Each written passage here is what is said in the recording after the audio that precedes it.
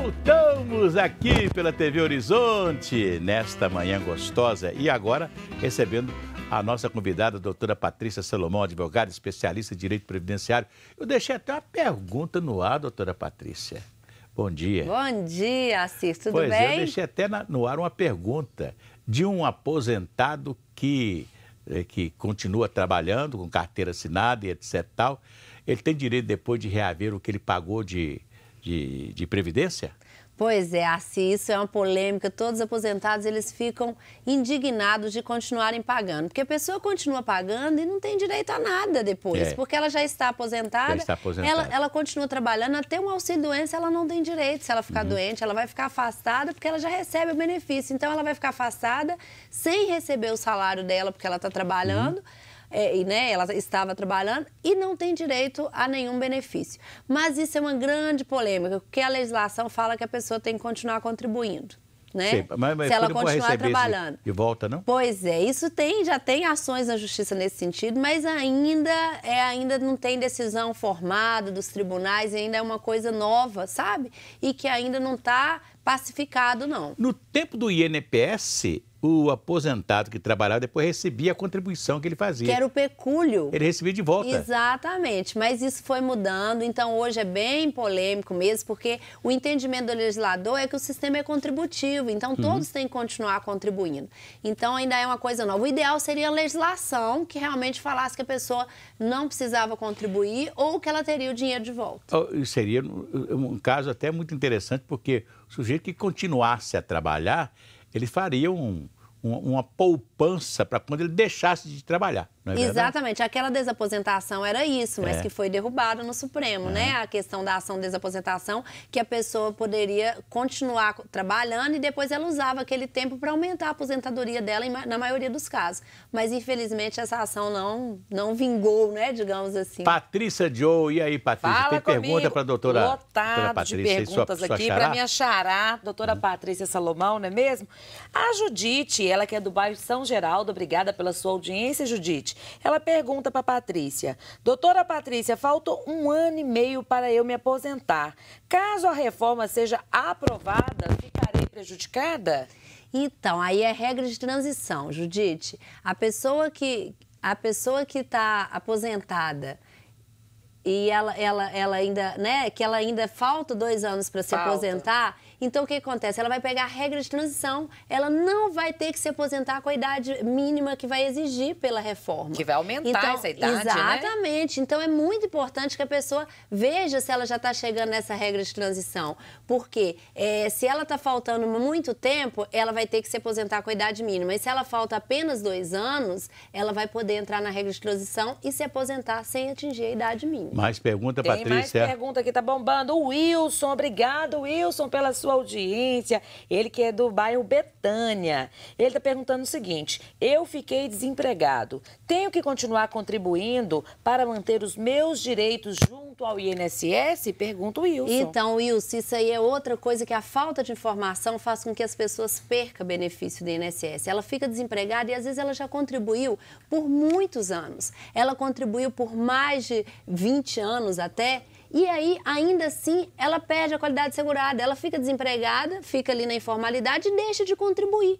E aí, com isso, ela perde? Com isso, ela perde, porque, via de regra, depois de 1 ano sem contribuir, a pessoa perde a qualidade segurada. E se ela ficar incapacitada, de ficar doente, de sofrer um acidente, ela não vai ter direito a nenhum benefício. Isso então, é um problema, né? Exatamente. Então, a pessoa precisa se informar e, se for o caso, nem que ela contribua 1 vez por ano como contribuinte individual, 1 vez a cada 6 meses como facultativo, mas para ela manter aquela qualidade segurada para um caso de uma emergência. Comprar o carnezinho, né, de contribuição, né? Isso, antigamente o carnê que muita gente ainda usa hoje, e hoje até faz por internet a guia.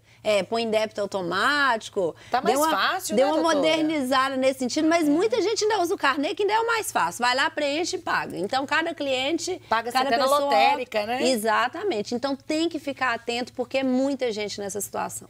Bombando o nosso WhatsApp aqui, vamos lá, a Márcia. Márcia, que é do bairro Carlos Prates, está perguntando: doutora Patrícia, sou filha de militar, tenho 60 anos de idade e recebi uma pensão há mais de 30 anos. Ela é filha de militar. Ela pergunta: essa pensão foi cancelada, o que eu tenho que fazer? Então, Patrícia, tem acontecido muito esses casos, né? O Tribunal de Contas tem cancelado esses benefícios. Alguns Era um direito, né, das filhas de militares, né? Exatamente. O que tem que Por isso muitas não casaram. Inclusive, a Maite Proença não casou para receber o do pai.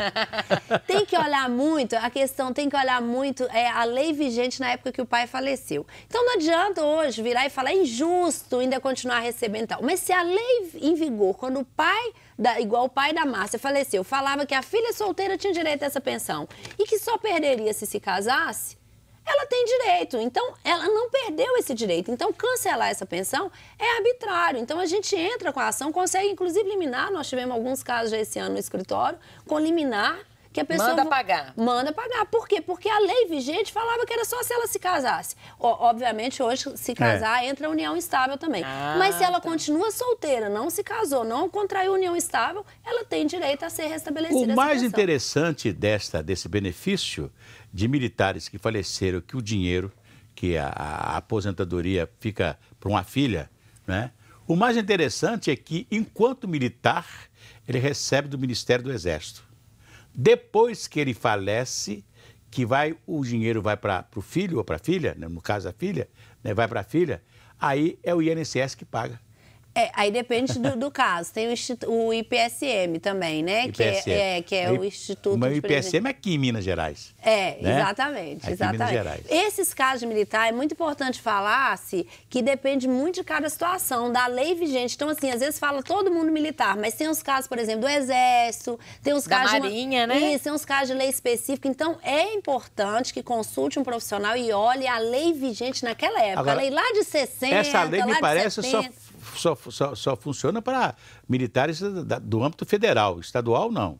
Não, o estadual, porque hoje ela mudou, mas um caso que eu estou mexendo, por exemplo, é estadual. E na época falava que ela perderia só se casasse, entendeu? Também o estadual? E também. Por isso que tem que olhar a lei vigente e as mudanças que ela teve. Mas as mudanças não pegam aqueles casos que o pai faleceu há muito tempo atrás. E tem que ter muito cuidado, porque nós temos os projetos Frankenstein, né? Que um projeto que vai discutir uma coisa qualquer, aí um cara vai lá, um deputado vai lá e coloca uma emenda no projeto que vai vigir a partir daquele projeto aprovado e é um artigo que fala de uma coisa de aposentadoria muito diferente do projeto que foi aprovado. Exato. E outra coisa importante, assim, é que a administração pública, às vezes, aplica a lei nova para um caso antigo. E a gente tem a segurança jurídica quanto a isso, né? Que a lei vigente, ela tem regras. É da época que o pai faleceu, por exemplo. Então, por isso que, às vezes, esses casos têm que ir para a justiça mesmo. Porque e são confusos, né? Exatamente. Você imagina você estar recebendo uma pensão há 30 anos, como é o caso aqui da Márcia, e aí, de repente, é cancelada. E seus compromissos, como é que fica, né? É uma vida, né? E mais tudo que a pessoa aí, Patrícia? Bombando, assim. O Adolfo, obrigada, Adolfo, pela sua audiência, ele é de Igarapé. Ele pergunta assim, sou portador de HIV e estou recebendo aposentadoria por invalidez há mais de 20 anos. Doutora Patrícia, o INSS pode cancelar o meu benefício? Olha, Adolfo, essa sua notícia aí é a notícia quentinha, eu tenho uma notícia boa para você. Então, adoro. Notícia boa é comigo mesmo. Pois é, porque na verdade as pessoas estão muito com medo por causa da operação Pente Fino, né? Que estão sendo chamadas para perícios aposentados por invalidez e tendo seus benefícios cancelados. Mas não é só no INSS, não. No Estado também, na Prefeitura de Belo Horizonte, estão chamando os aposentados, pessoas aposentadas de 10 anos, estão chamando muitos para voltar ao trabalho. Pois é. E aí essa coisa é bem complexa. Mas no caso do Adolfo, o que acontece? Entrou em vigor agora no dia 21 desse mês uma lei, um projeto do Paulo Paim, né, do senador Paulo Paim, que dispensa os aposentados por invalidez portadores de HIV. Só os portadores de HIV de serem chamados para a nova perícia. Então, o Adolfo não será chamado. É uma lei novíssima, né? Que está aí no forno, entrou em vigor agora. Até porque nós não temos ainda um remédio que tira a pessoa da condição de portador de HIV. Pois é, e a incapacidade dessas pessoas, assim, tem que ser avaliada num conjunto, né? A pessoa está fora do mercado, igual o caso do Adolfo, há 20 anos, sofre um preconceito, efeitos colaterais de uma medicação. Muito forte, né? A questão socioeconômica dessa pessoa, o mercado. Aí você fala que essa pessoa volta para o mercado agora? Volta agora. Um professor que está há mais de 10 anos fora da sala de aula, 20 anos fora da sala de aula, depois ele é chamado para voltar para a sala de aula como? E a verdade, ela nem pediu para ser aposentada por invalidez. O INSS fez a perícia e falou, você não tem capacidade laborativa, você está aqui aposentada. Isso cria um monte de consequências para a pessoa. Imagina. E aí depois vira para ela e fala, agora não, a gente mudou de ideia, você não está mais incapacitada e volta. É uma situação muito complicada. Olha aí, Adolfo, o tanto que o nosso programa é serviço, né, para o cidadão, assim. O Adolfo acabou de saber uma notícia fresquinha aqui pela doutora Patrícia. Isso mesmo. Tem muitas perguntas. Manda, Brasa. Vamos lá? Quanto mais pergunta, melhor. Então vamos, gente. Tô ficando desorientada aqui, que tá bombando aqui. Suelen, obrigada, Suelen, pela sua audiência. Ela mora no centro de BH. Ela tá falando o seguinte, doutora Patrícia, não sou casada e não tenho filhos.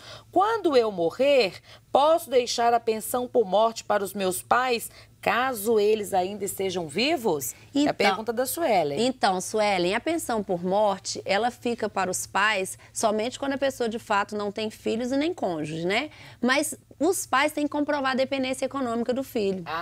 Então, é diferente do filho, ele não tem, o filho menor ele não tem que comprovar, mas, né, e nem a esposa, por enquanto, ninguém sabe o que vem por aí. Mas na legislação em vigor hoje, não. Mas os pais têm. Mas se comprovar essa dependência, em muitos casos tem, de fato, a dependência, né? Tem que comprovar lá o supermercado. Tem filhos que estão ali trabalhando, ajudando os pais. Né? E isso, paga aluguel, aí você olha pela renda dos pais, às vezes esses pais nem renda têm. Então, é possível sim, né? É importante já pensar nessa documentação, já deixar algo guardado, né? Porque as pessoas jogam tudo fora. Paga isso pro filho, não. Colocar no imposto de renda, talvez. Plano de saúde, colocar, às vezes, os pais como dependente. E aí ficará, sim, a pensão para os pais. Tá dada a resposta. Tem mais perguntas. A Wanda. Oi, Wanda. Ela é de Betim. Obrigada pela audiência. Tenho 67 anos de idade, recebo LOAS. Meu marido, ela está perguntando aqui, pode requerer para ele também? Ele tem 66 anos. Ela tem 67 anos, a Wanda, e o marido 66. O que é o LOAS? Então, eu fiquei com dúvida nessa pergunta. Pois é, o LOAS é aquele benefício assistencial que é dado para as pessoas que comprovam a idade mínima de 65 anos e elas não precisam ter contribuído ou invalidez. Mas para isso, elas têm que ter uma renda mínima de 1/4 de um salário mínimo por membro familiar. Muita calma para tudo, gente. O LOAS é o benefício que a pessoa tem que ganhar 1/4 do salário mínimo? É isso, porque é só pago para aquelas pessoas que comprovam a condição de miserabilidade. Meu Deus. Porque senão todos nós poderíamos requerer, quando chegar aos 65 anos ou num caso de invalidez, um LOAS sem nem ter contribuído para a Previdência. Aí viraria, não seria Previdência. Tem alguns casos assim de pessoas que nunca trabalharam na roça, mas de repente vai para o interior porque nasceu na cidade tal, vai lá como se tivesse vivido lá o tempo todo trabalhando na roça e requer uma aposentadoria rural. Aí hoje está tendo que ser bem comprovado, viu? Assim, isso aconteceu muito. Mas eu concordo com você, eu sou da zona rural, né? Eu fui criado na zona rural e a gente viu muita coisa, mas hoje em dia o pessoal está nos procurando porque realmente está tendo benefício indeferido mesmo. Está tendo até os casos que têm direito. Né? Então, aí esse caso da Wanda, do BPC, né? Que na verdade o nome é BPC, Benefício de Prestação Continuada, mas as pessoas conhecem por LOAS, que é a lei. Pode acumular sim, gente. Pode acumular 2 benefícios de LOAS na mesma casa. Nesse caso, a renda familiar vai dar mais do que 1/4. Então, olha, se o salário mínimo hoje está 900, né, e quase R$1.000, 998, quase R$1.000. A pessoa tem que comprovar que ganha menos de R$250? Isso. Na verdade, é uma família sem renda, entendeu? Sem receber outro benefício, Entendi. Né? O LOAS é um caso bem específico. Mas no caso dela, é importante falar que, pelo Estatuto do Idoso, 2 idosos na mesma casa podem receber LOAS. Aí vai fugir dessa regra da renda. Entendi. Entendeu? Porque os 2 têm direito ao BPC. Então, pode requerer, sim. Ela e o marido terão direito. E se não conseguir administrativamente, compensa entrar com a ação judicial. Mais perguntas, Patrícia. Tá importante aqui, aí. Olha só, quem não conseguir ou não conseguir fazer as perguntas todas, doutora Patrícia, pode fazer o quê? Como te procurar? Então, a gente tá lá no escritório, a gente tem as mídias sociais nossas, que a gente também já responde muitas perguntas. Tem um telefone aí, aí pra gente, Thalita, obrigada, viu? O telefone é 3221-9497. 3221-9497. Tá chegando aqui sem parar. A gente tem Instagram, né, que é Patrícia Salomão.advogada, tem um canal falando de Previdência e tem o Facebook. O Antônio, beleza. Dá tempo do Antônio? Rapidamente, muito rápido. Aposentei em 2016 e acho que o valor do meu benefício não está correto. Tenho como conferir e reajustar o valor, doutora Patrícia? Então, Antônio, aí tem que avaliar, sim, sua carta de concessão para ver se tem a chance de uma revisão. E nesse caso aí, é muito importante, às vezes, a pessoa ter feito um planejamento previdenciário antes. Porque aí ela olha, ela vai saber com quanto ela vai se aposentar, se ela já teria que ter pago algum valor retroativo. Então, tem todas essas questões que o planejamento anterior resolveria. Mas, se não, tem que marcar uma consulta. Doutora Patrícia, a senhora vai ter que voltar outra vez. É, muita pergunta, porque muita pergunta, Nossa, as pessoas estão se interessando muito. Então, já fica convidada para um outro dia estar aqui conosco. Combinadíssimo, com prazer. Para a gente voltar a falar dos problemas das pessoas que estão aposentadas ou que querem se aposentar e saber os seus direitos previdenciários. Doutora Patrícia Salomão vai estar conosco novamente daqui uns dias. Muito obrigada. Patrícia Dion, um abraço. Abraço, Sinantão. Gratidão e alegria. Até amanhã. Até amanhã. Fiquem com Deus.